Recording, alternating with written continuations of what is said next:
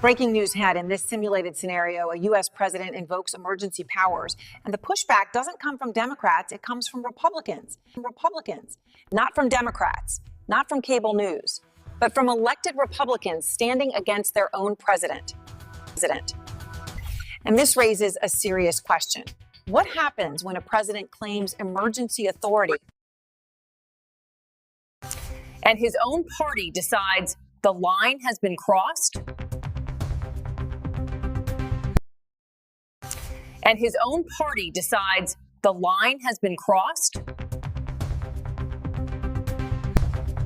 That's the core conflict in this scenario, and the implications stretch far beyond headlines or partisan talking points.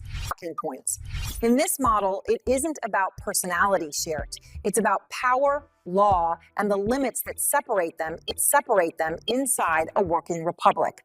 Let's break down how this simulated scenario unfolds. In this scenario, Republican senators join Democrats to limit unilateral military action by the president. It's not symbolic conflict. It's a procedural challenge to executive power. In this model, the vote signals a shift, Jay, from loyalty to liability parity as senators move to restrict war authority. Simulated Pentagon analysts warn that even discussing military options against Greenland and territory of Denmark Plunket triggers immediate diplomatic shockwaves. Because in reality, NATO operates on collective defense. If one ally is threatened, the alliance responds. That's the rule. So in this simulation, military threats aren't tough talk. They're alliance-threatening events with real strategic consequences. Senators in the scenario argue this isn't about ideology. It's about preventing escalation against allied territory, something that could trigger catastrophic misunderstandings. in this scenario, while the war powers clash unfolds, emergency authority suddenly enters the conversation. In the model, the president declares a national emergency tied to Venezuelan oil infrastructure, expanding executive control over assets. Inside the simulation, the official justification is energy security, protecting strategic supply chains. But simulated analysts raise questions. Why now? Why this sector? And why bypass Congress to get it done? And here's the constitutional tension. Emergency powers centralize authority and bypass normal legislative debate. In the simulation, both parties raise alarms because emergency precedents don't disappear. They get inherited by whoever comes next. In this scenario, accountability friction begins to surface as oversight committees start asking serious questions. In the model, lawmakers press for answers on why promised document declassifications are stalled. They also question why Inspector General reviews appear delayed inside the simulation's timeline. In this scenario, no one alleges criminal wrongdoing to FAF. They highlight process failures and missing steps. Process matters because it measures sincerity, compliance, and institutional health in the simulation. So now the scenario shows oversight breakdowns, emergency powers, and military escalation converging at once. The result is a full institutional stress test inside this political simulation model. In this simulation, Republican lawmakers don't resist over ideology, targeting. They resist because of risk. In the model, military threats toward allied territory trigger fears of NATO fragmentation. Emergency declarations in the simulation raise concerns about unchecked executive power. And delayed oversight signals institutional erosion, a major concern inside the model. The ventures. So their loyalty to the presidency collides with their loyalty to the Constitution. In the simulation, that conflict becomes the fault line that fractures the party. In this simulation, geopolitics isn't abstract, Farahs. It shows real-world impact across society. For families in the model, unpredictable foreign policy creates volatile markets and economic stress.